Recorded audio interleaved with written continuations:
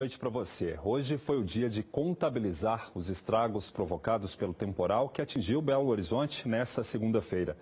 Queda de energia elétrica, casas destelhadas, postes caídos. A força do vento ainda derrubou árvores em várias regiões da cidade. Uma delas acabou atingindo um táxi, matando o motorista no bairro de Lourdes. Caso que você acompanhou ontem aqui no JA.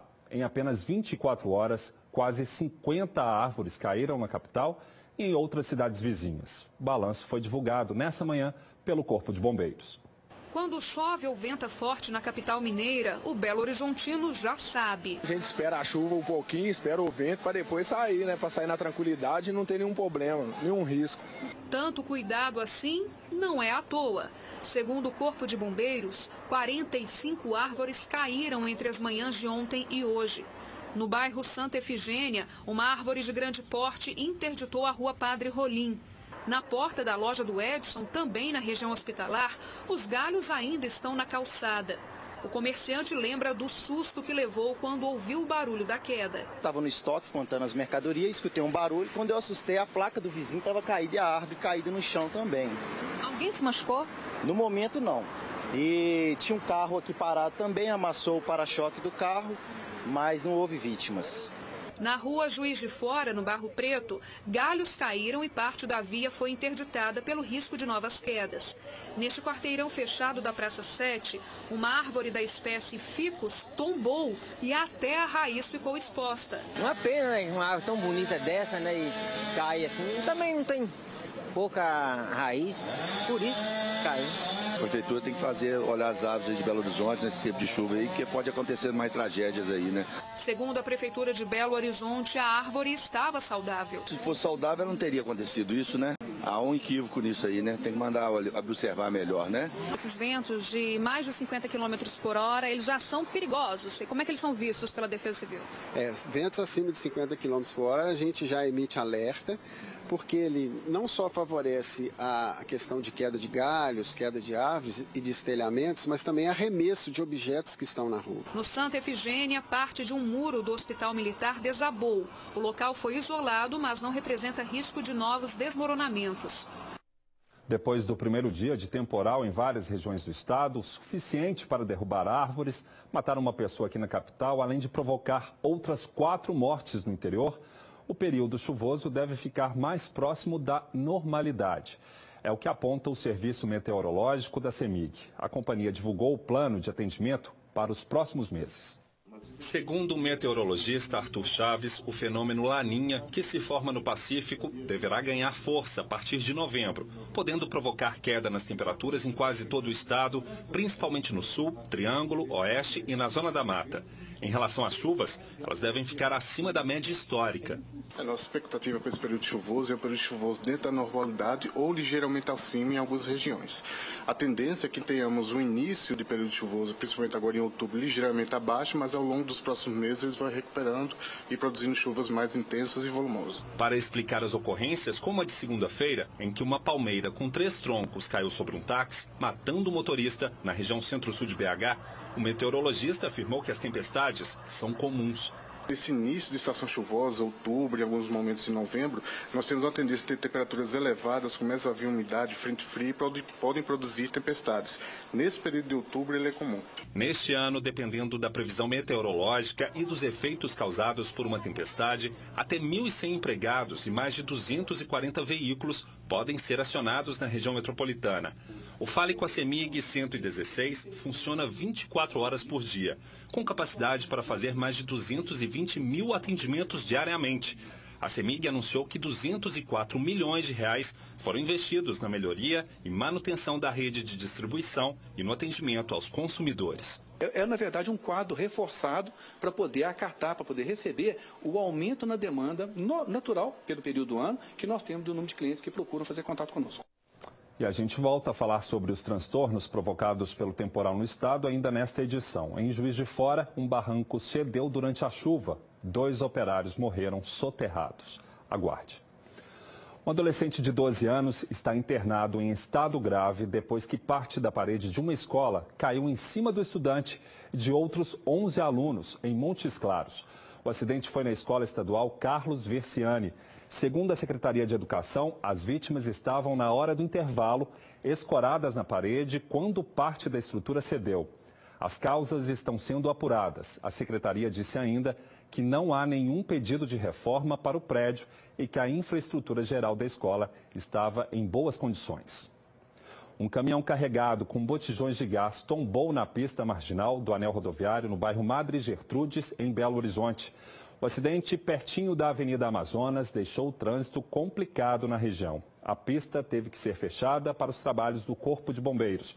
Segundo a Polícia Militar Rodoviária, o caminhão tombou depois de o motorista perder o controle da direção. Por sorte, ninguém ficou ferido.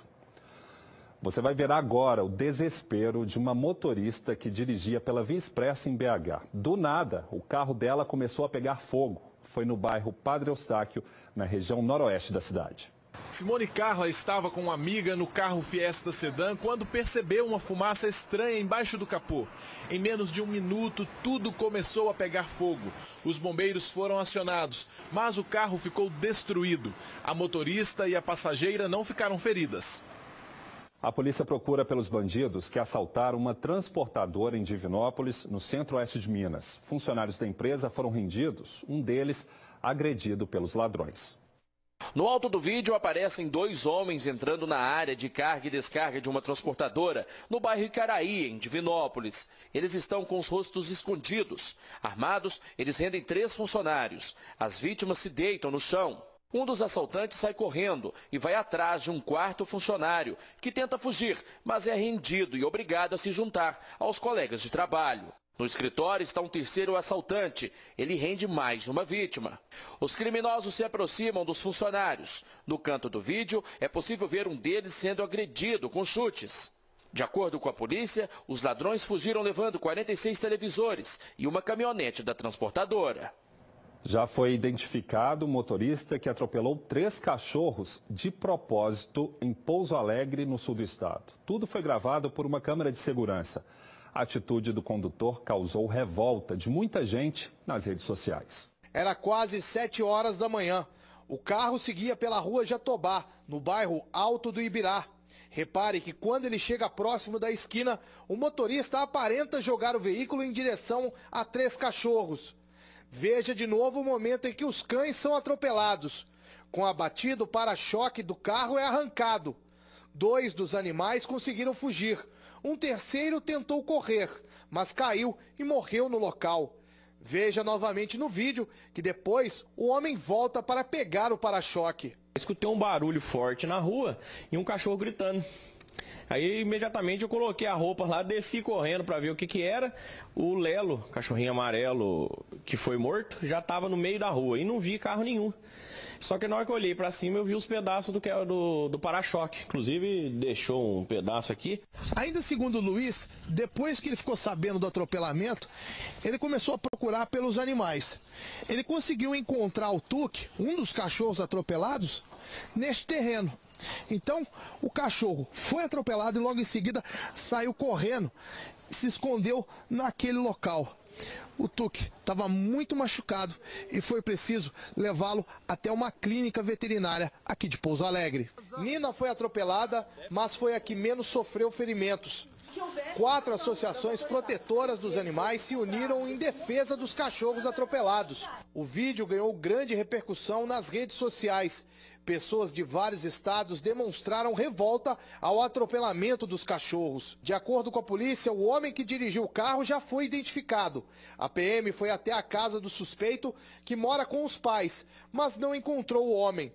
Agora, o caso será investigado pela Polícia Civil. Ele achou que ele ia passar impune, que ninguém ia se preocupar, que ele ia passar despercebido, né? Só que ele não contava com as imagens da câmera. Então, assim, todo mundo está muito revoltado, a sociedade, a cidade toda. A gente espera que ele seja exemplarmente punido mesmo. Quem fez, a gente quer sim que seja punido, porque foi uma atrocidade, foi absurdo. Pra que judiar do bichinho? Não faz nada pra eles na rua. O bichinho tá à toa lá na rua e vai o cara e faz isso com o cachorro. Um acabamento. Toneladas de lixo hospitalar que deveriam ser incineradas e que foram abandonadas em um galpão em Divinópolis continuam no local onde foram encontradas, colocando em risco a saúde da população. 3 anos depois de a Justiça determinar a retirada do material, Nada foi feito pela empresa responsável pelo descarte. Uma placa alerta para a interdição do local, feita pela Prefeitura em 2013. Mas entrar no imóvel, protegido apenas por uma cerca baixa, não é tarefa difícil. Uma montanha de sacos com material infectante toma conta do espaço. Seringas, agulhas e muito material com sangue. Existe pedaço de pé, existe pedaço de braço, existe feto humano ensacados. Do mesmo jeito que foi colocado cerca de 2012, está até hoje. A dona do imóvel alugou o galpão em 2012 para a Felipe e Siqueira Tratamento de Resíduos Limitada, com o nome fantasia Ressol, que fazia a coleta do lixo hospitalar em várias unidades de saúde de Divinópolis e região. Vários barris cheios de resíduos tóxicos ainda têm o símbolo da empresa e indicam o perigo de contaminação. A empresa simplesmente abandonou o imóvel e deixou o lixo hospitalar. Nenhuma providência foi tomada, seja pelo município de Divinópolis, seja pelo Poder Judiciário, seja pelas empresas privadas. Em 2013, o Ministério Público entrou com uma ação civil pública contra a Ressol. A situação virou caso de polícia. Um inquérito foi aberto pela Polícia Civil. O laudo da perícia concluiu que o terreno tem risco iminente à saúde pública e que os materiais estão armazenados de maneira totalmente inadequada. Em 2014, a Justiça determinou que a empresa retirasse imediatamente o resíduo do imóvel, mas 3 anos já se passaram desde então e nada aconteceu. Eu acho que cabe às autoridades tomar uma medida efetiva e fechar os olhos acreditando que simplesmente isso é um problema privado que está aqui no âmbito das pessoas que fazem parte desse galpão, que são proprietárias do imóvel. Isso é uma ideia que não pode prevalecer, porque o problema aqui é de saúde pública. Desde 2013, o lixo hospitalar não é mais trazido para cá e os donos da empresa sumiram. Deixaram para trás um cilindro com 10.000 litros de um gás desconhecido e um container que também está cheio de lixo hospitalar. Agora, a dona do galpão tenta na justiça uma solução para o problema. E a nossa produção ainda aguarda uma posição da Prefeitura de Divinópolis sobre o problema. Hora da participação do telespectador do Jornal da Alterosa. O Gilmar Vieira de Almeida nos mandou um vídeo mostrando o tumulto hoje pela manhã na estação de metrô no bairro Eldorado, em Contagem. Segundo ele, tudo começou por causa de um problema no sistema de catracas do terminal. Gente, eu estou aqui na estação Eldorado, isso aqui é um absurdo. Olha a fila que está aqui, olha a fila, ó, as roletas são lá dentro. Olha a fila que está aqui vindo Água Branca. Sabe por quê? Pensei que o metrô estava de greve. Não, é pior. Tem 2 catracas só funcionando. Que absurdo. As pessoas atrasadas vão para o trabalho já, dependendo desse transporte caótico que a cidade vive. A cidade, infelizmente, está jogada às traças. Belo Horizonte, Contagem, a Grande BH está jogando às traças. 2 catracas funcionando. Sabe que hora que essa multidão que está aqui vai conseguir pegar o metrô? Absurdo, gente. Pelo amor de Deus, coloca essa televisão aí que ninguém aguenta isso mais não. Misericórdia. A CBTU, Companhia Brasileira de Trens Urbanos, informou que a chuva estragou 5 equipamentos instalados na linha de bloqueio da estação e que, apesar disso, o terminal permaneceu aberto e não houve interrupção dos serviços. Diz que foi preciso adotar o controle de fluxo no início da manhã e que acabou liberando o embarque gratuito de cerca de 2.400 usuários. Os equipamentos danificados estão sendo substituídos. E como a gente já falou nesta edição, o período chuvoso mal começou e Minas Gerais já contabiliza 5 mortes. Em Juiz de Fora, 2 operários morreram soterrados no deslizamento de terra em uma obra. Cerca de 20 pessoas trabalhavam na construção do prédio. Quando os bombeiros chegaram, 3 funcionários estavam soterrados e 2 estavam desnorteados. Os trabalhadores Joel Hermenegildo, de 39 anos, e José Soares Ferraz, de 48, não resistiram ao peso da terra. Os outros 3 funcionários foram socorridos pelo SAMU e pelos bombeiros. Segundo os bombeiros, os funcionários estavam próximo ao barranco que faz divisa com aquela casa. Moradores relataram que chuviscava no momento que a terra desceu e soterrou os trabalhadores. Devido à quantidade de chuvas que teve no dia anterior, né, acaba que tem algumas infiltrações específicas. E uma das coisas que a gente observou aqui é que as fissuras elas continuavam se abrindo. Então, em determinados momentos, a gente teve que parar as operações para poder escutar a movimentação do terreno e aí sim continuar os procedimentos, até de ancoragem, para evitar aí um novo deslizamento e mais pessoas soterradas, né, tendo em vista que tinha grande quantidade de militares trabalhando na cena. Segundo a Defesa Civil, a obra estava regular. Estava sendo acompanhado pelo responsável técnico, inclusive já havia feito 2 contenções em 2 laterais. Na última lateral, onde deveria também estar sendo feito, como já estava sendo feito, houve então essa fatalidade, né, de deslizar esse pedaço da terra em que estava um pouco solta. Inclusive das vítimas fatais é o próprio encarregado da obra, que foi lá para fazer a verificação do local. A obra foi paralisada e os funcionários foram dispensados. Urgência em fazer esta contenção para que não haja mais riscos, e também a Defesa Civil orientou a cidadã vizinha, né, a vizinha da obra, que desocupasse até que fosse totalmente eliminado esse risco. E a Defesa Civil daqui de BH emitiu um alerta válido até às 8 da manhã desta quarta-feira. Há previsão de pancadas de chuva nesta noite e madrugada. O órgão recomenda que as áreas de inundação e ruas sujeitas a alagamentos perto de córregos e ribeirões sejam evitadas. Orienta ainda para não se abrigar ou estacionar veículos sob árvores. Veja agora como fica o tempo amanhã em todo o estado.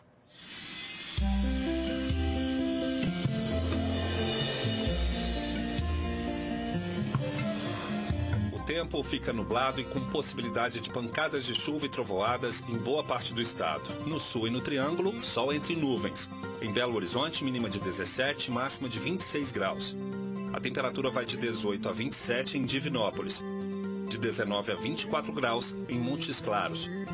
Oscila dos 16 aos 27 em Passos. Em Araxá, mínima de 14, máxima de 28 graus. A gente volta já já. Rosas e que se amam. Eu era linda, agora estou mais linda ainda, mais feliz, sabe? Mas para tudo isso a pessoa tem que se ajudar, porque no momento que ela levanta a cabeça, que ela se ajuda, Deus é com ela. Autoestima é essencial para o tratamento.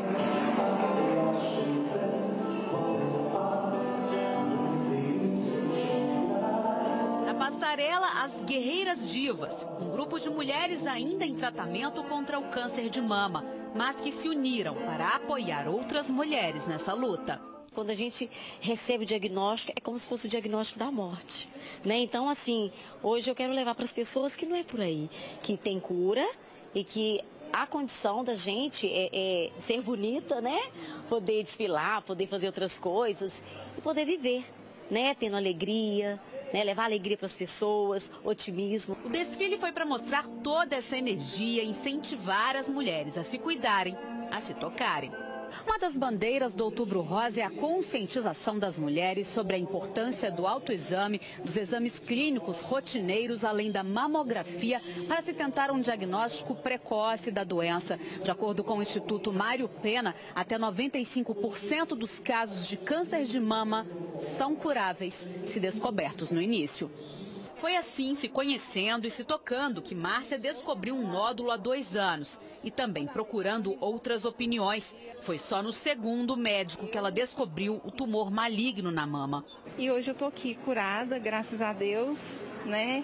E espero que as minhas amigas que estejam vendo façam um exame, mesmo que seja à toa, sentiu alguma coisa de diferente, não está se tocando, sentiu algo diferente, procura saber e não aceita a opinião só de um médico, não, procura de 2, porque se eu não tivesse procurado, hoje eu acho que eu não estaria com a minha mama aqui, poderia ter perdido ela toda. Além da necessidade de se conscientizar essas mulheres, o mês da luta mostra que é uma caminhada ainda repleta de desafios. O Outubro Rosa é um mês marcante, né? É um mês internacional de que a mulher se depara da realização dos exames periódicos. Os outros meses também não deixam de ser rosa. Então não é só no outubro, um mês ao ano, que a mulher deve se preocupar com isso, e sim o decorrer de todo o ano. JA termina aqui, fique agora com o SBT Brasil. Uma ótima noite para você.